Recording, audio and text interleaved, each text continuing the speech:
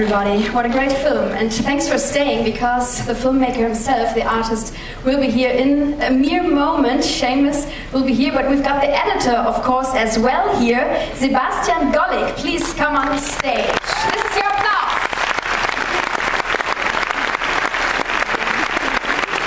Hey, Sebastian. Ja.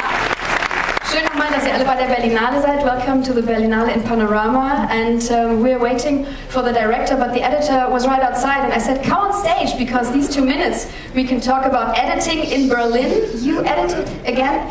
When was the first time you meet Seamus? In 2010, when we started editing 12 music videos for her last album, Let England Shake. That's when our collaboration began.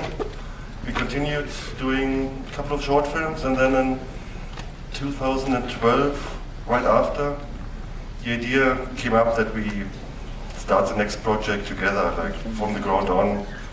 So Seamus and Polly, they went to Kosovo, they went to Afghanistan, started shooting. Then in 2015, they started recording her last album in Somerset House, what you've seen in the film. And then it took us until 2018-19 to finish the film, and finally we are at this point. Finally we're here, can watch the film. So from the point of view, from an editor's point of view, and Seamus with his great view for details, and so what is it like when you get all the stuff that was filmed and then you sit in your studio like, okay, let's do it. So what is it like? Is it different to other stuff that you get from other artists? Because he's a special one. It's very different. First of all, we made about 18 versions of this film. I think the first version was 10 hours long. There was lots of talking in the studio, and we decided it's a bit nerdy. It's just, you have to be a musician, you have to know notes, you have to know all those instruments, and of course we have to approach a broader audience. So after version 18, I think that's what I counted, that's what we came to. And we are still planning on making another film, because we have so much material left. But of course nobody will give us money for this, and after 1 year of editing and 4 years of waiting for our helpful producers to finish this movie, let's see. How often did you sit together with PJ Harvey and Seamus and all the collaborators? It was basically me and Seamus sitting together in a small room outside of Berlin since December 2017 and editing.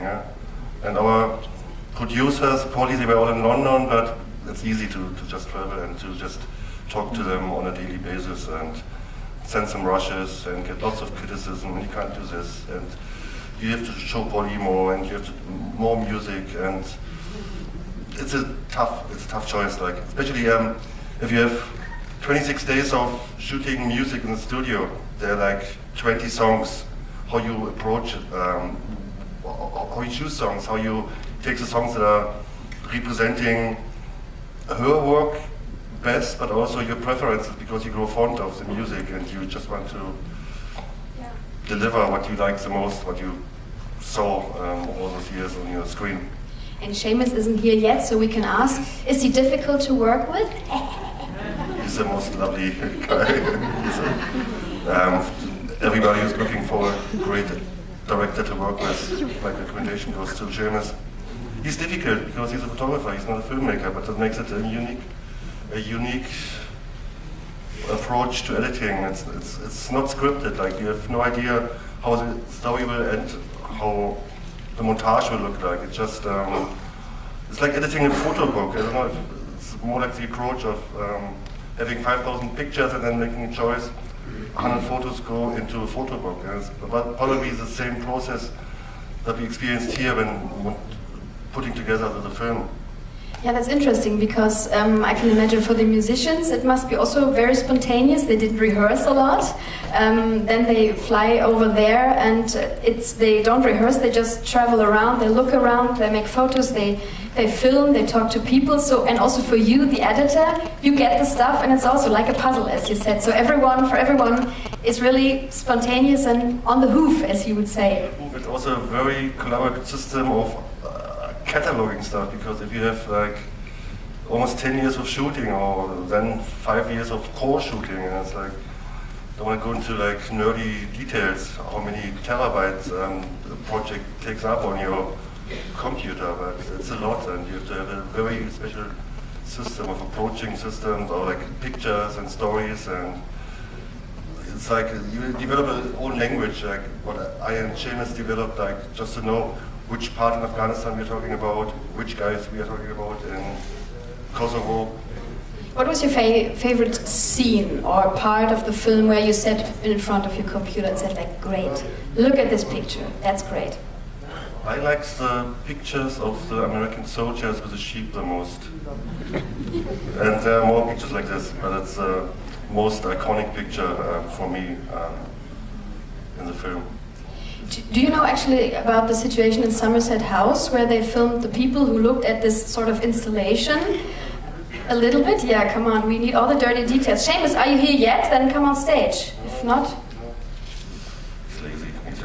No, he's stuck in traffic, so he will be here in any minute. Let's talk to him. But Somerset House was a unique experiment because you want to record an album. Here he is. Just continue answering. We give him all the time to come on stage. We lay out the floor for you, Seamus.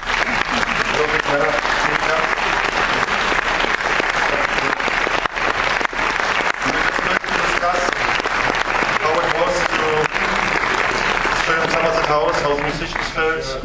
Maybe you want to take it from here? No, first, applause for him because he just was very spontaneous. Sebastian Gollek, thank you. Hi. So, thank you very much, we just asked about Somerset House and how that was like, this sort of installation. Is it okay if I ask him now? Stefan, is it okay? Sebastian, sorry, I may. So, welcome, congratulations. So, this is again is your applause. Come on, it was a great film, wasn't it?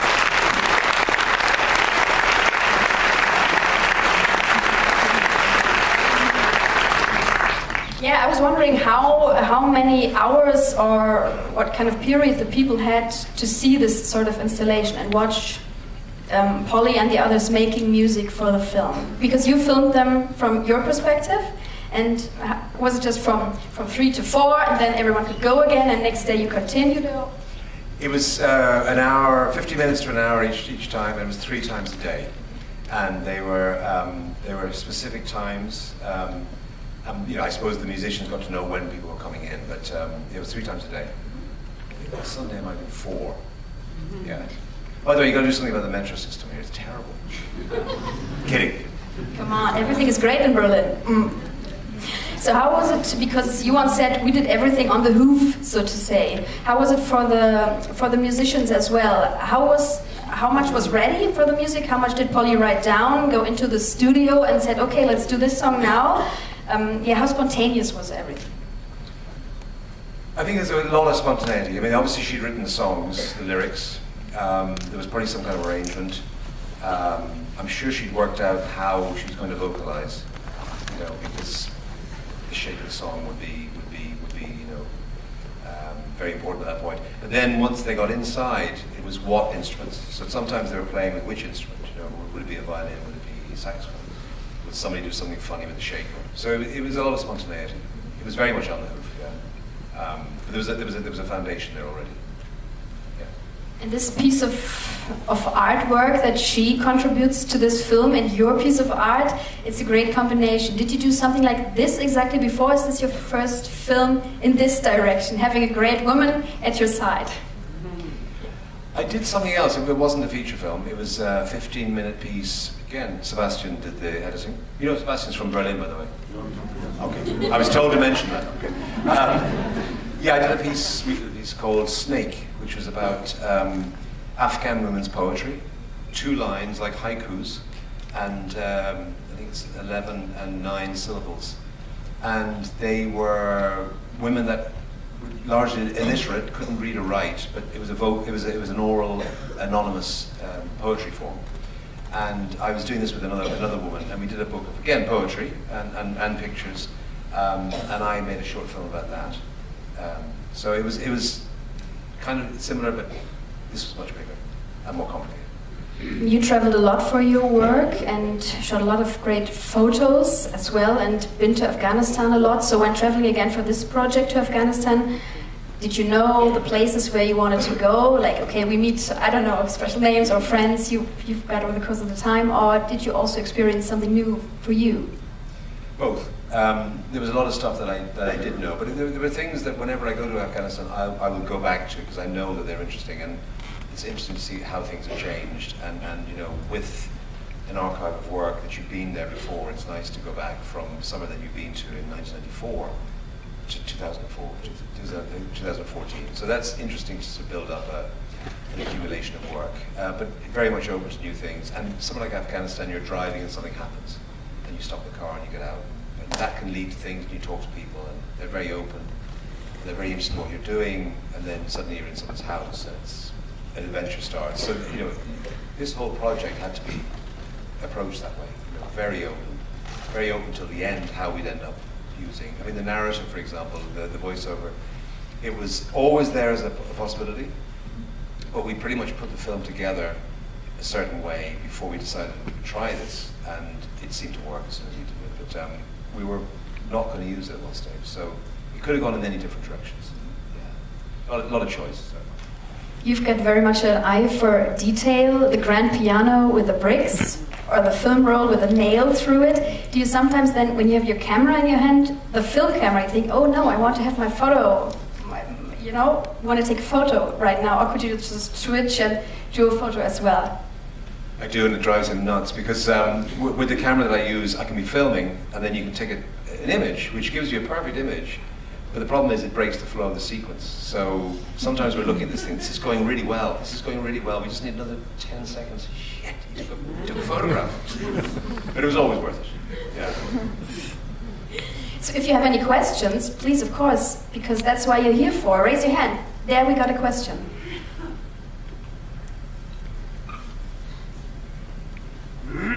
Great, thank you very much. I was invited here by my friend, and so I didn't know what I was going to see today.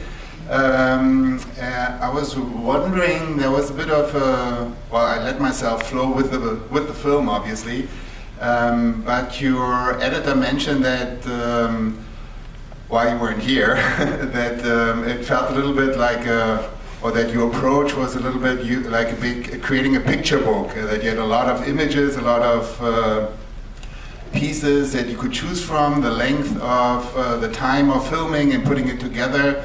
And I was wondering what for you was the most important aspect. I mean, I don't dare ask you for the message, but was it about creating the music for the documentary, showing a large array of different topics with different locations, because we were using a diversity of Kosovo, Afghanistan, Washington, D.C., thematics about war, about youth, and about religion, spirituality. What was for you, were you trying to connect these, or what was for you the main red line, the theme of it? Yes. Thank you. No, it was a lot of those things, absolutely. And I mean, I think, you know, obviously she created the music, and I didn't have anything to do with that, and I wanted to honor that and get the best of the music. I mean, we both struggled, you know, because there was so much great music, and we had to leave a fantastic music out. So that was a shame, but you know, there's the limits of the film. So we wanted to honor the music, but that was beyond our capabilities.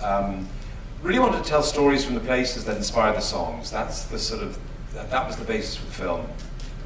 By doing that, you are going into the youth of DC, you know, the Sufi chanters in Afghanistan.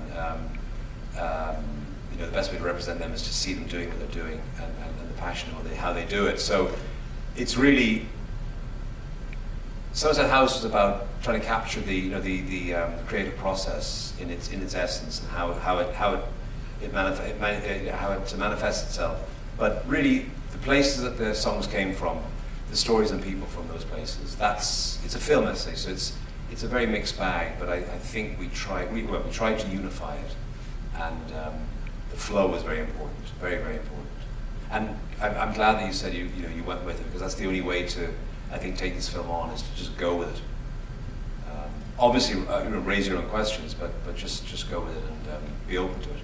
Which was also what the traveling involved. You know, you go somewhere and you don't know what's going to happen next.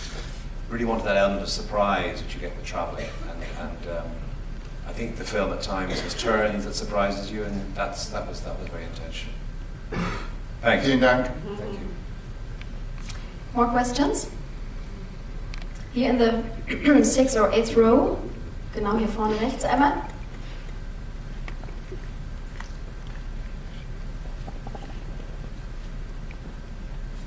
Hello, amazing work, and I love the flow of images and the mini stories all the time, which is not that easy to catch, so it's a lot of work, and I understand a lot of material.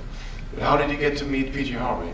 It's like, I just wonder, because the meeting between the two of you, or it's like, it's a cool one. She'd seen my Afghan work.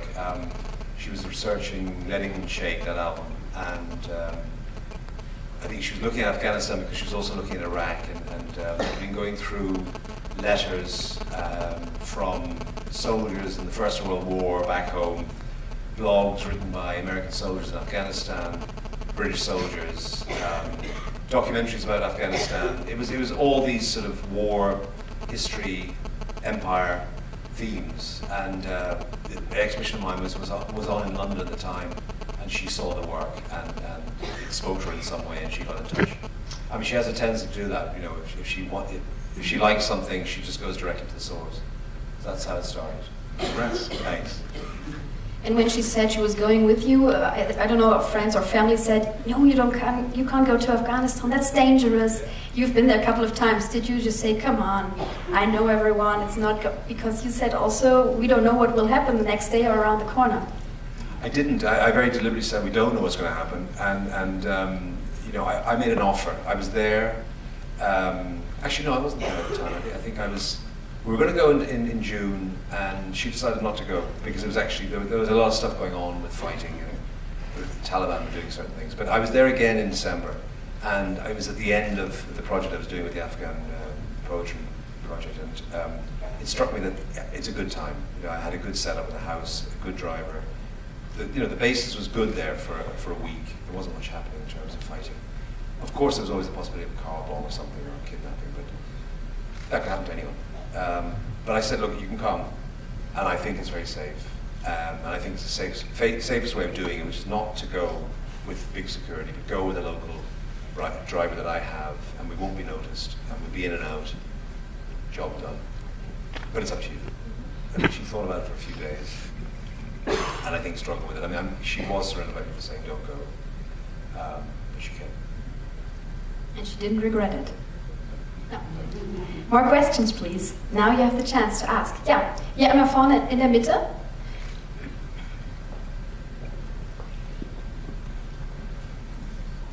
Hi, the film is shot very well, so my question is more technical because you shot it and recorded the sound. So I wanted to know, what camera did you use to shoot it? And did you just have your microphone on top of the camera, or were you booming at the same time? And then at what point did you think, how did you choose what to shoot? You know, at what point did you get like, yeah, now I'm going to get this? Or did you just keep rolling the entire time? Thank you. It was a Canon 5D. I had a couple of Mark IIs and one Mark III towards the end. It was mostly a little Sennheiser microphone on the top. I had a Zoom audio recorder, which, you know, if I had the time, I could place somewhere else. That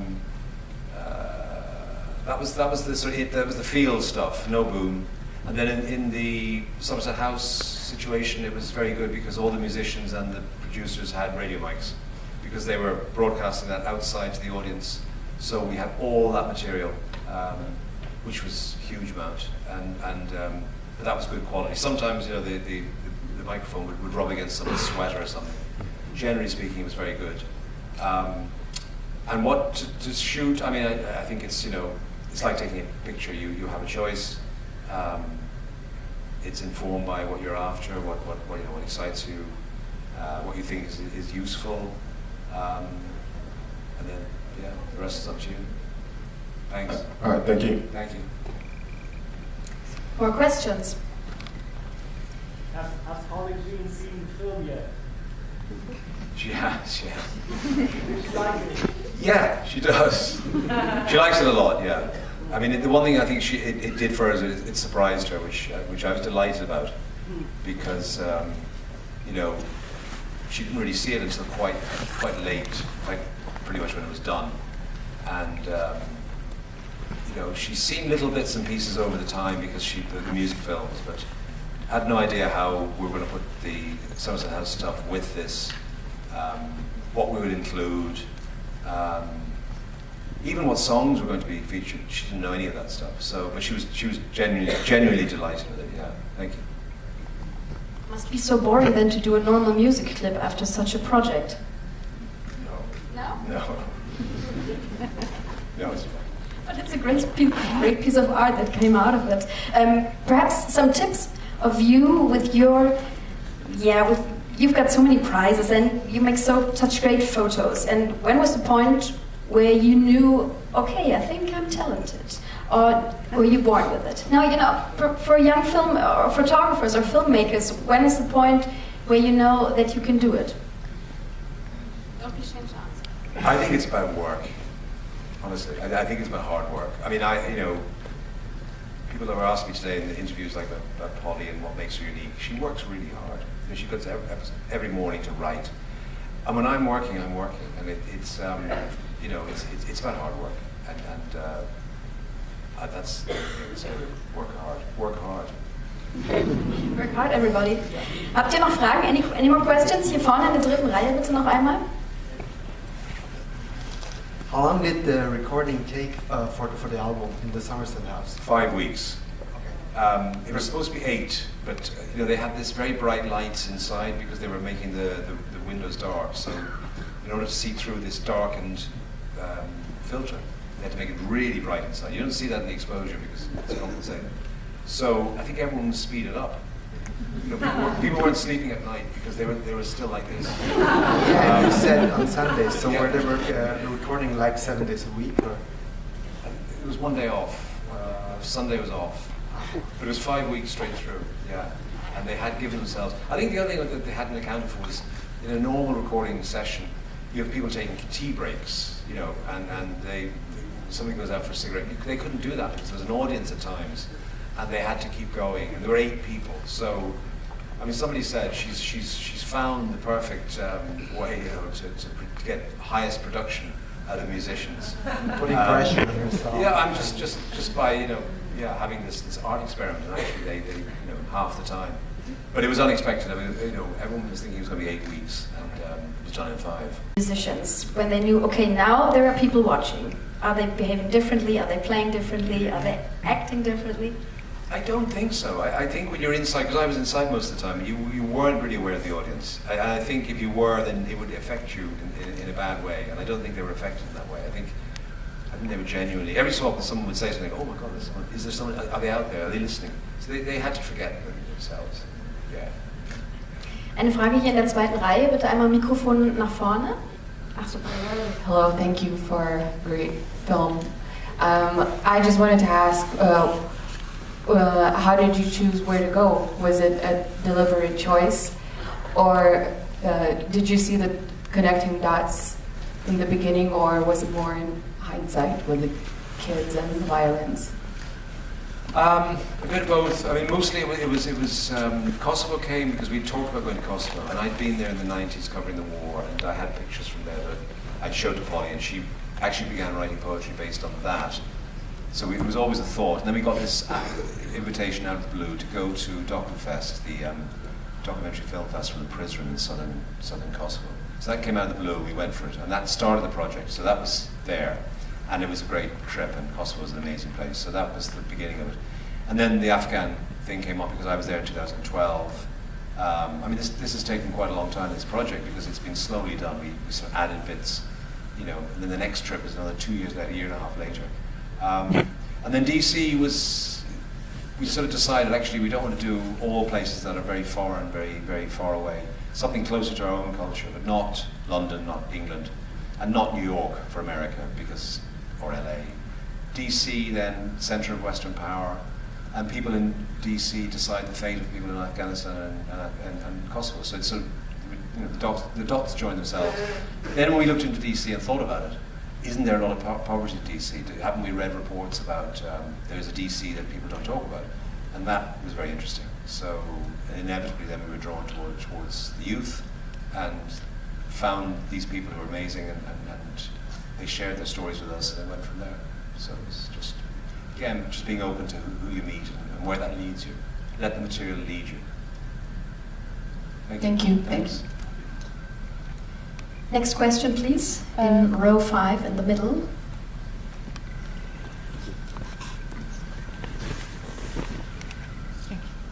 Thank you for this great film. How did the idea to make a film out of all this come about? Was it like she approached you saying, I need material from a new album, can I accompany you on your travels? And you said, okay, I'm going to make a film about that? Or how did it happen? Not really that way, no. What happened was we did the Let England Shake and that seemed to go quite well and we wanted to work together again. And we thought actually next time, rather than her make the record and then come to me and say, can you make films? We thought we'd start the thing together. And she did want to travel, and I travel a lot in work, so it seemed to make sense that she'd join me on certain travels. And then maybe we decided to do something together that was just for the project, and that was DC. But as soon as we had the idea to do this thing together, we thought there would be 3 things that'd be great to come out of it, which would be a book, an album, and a movie. So that was actually, it was a dream that we'd do this. We had no idea whether it was going to happen. And the book was a shared project, in terms of the end result. Obviously the record was hers and the film was only mine. And we've done the 3rd bit of the jigsaw puzzle. Thank you. More questions? Hinten. Letztes Drittel. Einmal die Hand bitte auch ganz hoch halten. Genau.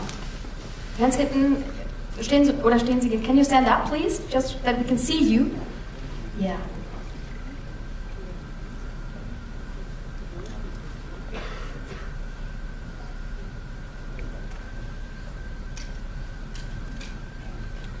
Hi there. I really loved the music sequences of Polly working with the drummers and with the chanting. And it really struck me in those sequences that, she's a very vulnerable woman all alone amongst all these men. And I just wondered practically, how easy was it to integrate her with that scene? And, was she kind of welcomed and embraced? Was it difficult to integrate her as a female artist? Do you mean when they're chanting? Yeah, and yeah. Also in that lovely sequence where she's working with the drummers as well. The drummers in... Was it in Afghanistan where she's in the... Oh, yes. Yes. Very, very easy, very easy. I mean, the Sufis, they're Sufi Muslims, and they're actually probably the most tolerant branch of Islam. And the fact that they let a woman in at all was extraordinary. And I was in there with the other woman I was working with on the Afghan women's poetry. I mean, I've been going to that mosque since 1996, so they kind of know me. But even so, it could have easily been no women are allowed, or no women are allowed when the men are in and no problem at all. That was easy. And then the other place was, that's typical Afghanistan. You walk in and once you cross the threshold, you are their guest and they will protect you. And they will protect you to the death if it comes to it. Didn't come to that, but so that's a very typical exchange. I'm so glad that we were able to incorporate that in the film, because the guy's playfulness and the time he gave us. He was trying to sell her that Jew's harp for $60, which obviously was a joke, but it was a very typical Afghan scene, and that could have gone on for hours. If we wanted to stay there, he would have offered us tea, and then he might have said, if you want to spend the night here, you can sleep in the corner. That's a very Afghan scene. So it's very nice that was incorporated. And she was very easy with them, obviously. Thank you. Did she bring any instruments from Afghanistan or Kosovo to England or to record that people gave her? Like she tried to learn some stuff, this? No. No? No. She brought her guitar to Kosovo. You can see her in the backseat of the car strumming a guitar, but then she stopped doing that because I think she was too busy at that. That was the first trip, and it was the first time she'd done it, and then she realized that actually this is about writing, and and it was really important to be able to walk around with the book, be able to write rather than guitar on the back. Yeah. So one last question, if you have one. Is there one? Sehr gut, da links. Maybe it's a stupid question. Are the songs inspired by the strange countries, by the traveling, or is it just no coincidence? I think they are. Yeah, because if you listen to the lyrics, read the lyrics, they're very specific details of a woman in a Serbian village who walks around with these keys, and the houses are abandoned, but she still checks on the houses, and she still keeps the keys. It's like ghostly ritual. That comes from being there. In Afghanistan, she wrote about an orange monkey that was on a chain as we were driving past. These are little glimpses of life. So very much inspired by the travels. Yes. Musically, I don't know how much influence, but I'm sure there was an influence by being in those places and hearing the sounds of different instruments, and certainly influenced by America, because most music is, to some extent, has an American influence. So. Yeah, definitely. I think had she not gone on those travels, we wouldn't have got this album. Thank you. So you had her as your counterpart there, a great artist, a musician who was taking notes, who was seeing things differently as you were seeing them probably. She gave you a lot, I guess, throughout this journey as well. So when you travel again, will you miss her or will you take her with you? I'll miss her, yeah. I'll take her with me, actually. So any more questions? No, we've got it all, no? Thanks so much for coming. Seamus Murphy, great film, and of course the editors here as well. Big applause for him as well. Thanks.